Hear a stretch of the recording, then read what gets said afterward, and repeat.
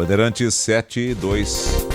O governo vai anunciar na segunda-feira que vem, dia 22, os valores do bloqueio e do contingenciamento que serão feitos nas contas públicas. A equipe da Fazenda já confirmou um corte de 25 bilhões de reais no orçamento de 2025 para tentar aumentar a confiança de investidores no cumprimento da meta. Os valores das medidas devem ser discutidos amanhã na reunião da Junta de Execução Orçamentária. De acordo com a lei, o bloqueio feito sobre gastos não obrigatórios é autorizado quando as despesas obrigatórias aumentam. Já o contingenciamento acontece quando a arrecadação é menor do que o previsto e atinge os gastos que são obrigatórios, como investimentos dos ministérios. As medidas são realizadas pelo governo para cumprir a meta fiscal estabelecida em 2024 como déficit zero, quando há um equilíbrio entre despesas e receitas. Na contramão, o presidente Lula tem dito que não é obrigado a cumprir metas se há coisas importantes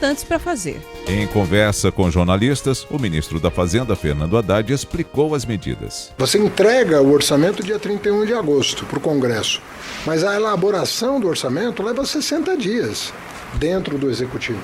Portanto, o bloqueio, que se alguma despesa superar os 2,5%, vocês vão lembrar que nós temos um teto que não pode ser superado, que é de 2,5%.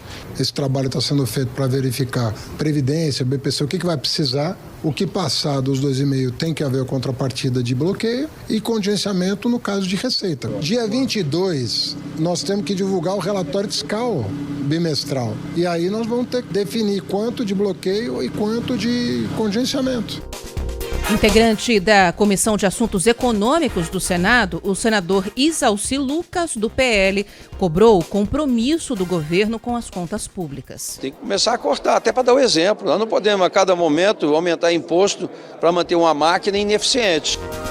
De acordo com um estudo feito pela instituição fiscal independente, a previsão é de déficit na casa dos 0,7% até o fim do ano, se o panorama se mantiver como está hoje. O número representa cerca de 35 bilhões de reais de estouro orçamentário. A colunista de economia da Rádio Bandeirantes, Juliana Rosa, explica que o governo já estuda formas para conter os gastos. Entre as medidas que estão sendo estudadas pela equipe econômica, eu apurei que estão reajustar o benefício do BPC, que é o benefício de prestação continuada, apenas pela inflação e não pelo salário mínimo também.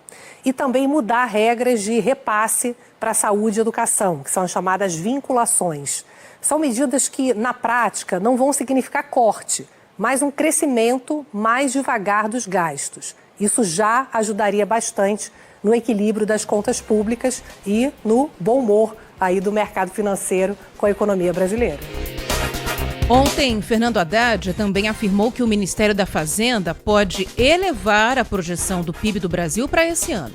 A declaração foi feita durante uma reunião com empresários do setor alimentício no Palácio do Planalto, em Brasília. Segundo o ministro, a economia brasileira continua crescendo, apesar das incertezas em relação à política fiscal do governo. Em meio à sinalização de corte de gastos, o dólar fechou a terça-feira em queda de 0,3%, cotado a R$ 5,42. Já o Ibovespa, o principal índice da Bolsa de Valores brasileira, encerrou um ciclo de 11 altas seguidas e caiu 0,16% aos 129.110 pontos. Os índices econômicos também refletem a expectativa de investidores pela queda de juros nos Estados Unidos. O Federal Reserve, o Banco Central americano, já sinalizou que pode começar a cortar as taxas a partir de setembro. Bandeirantes 7 e 6.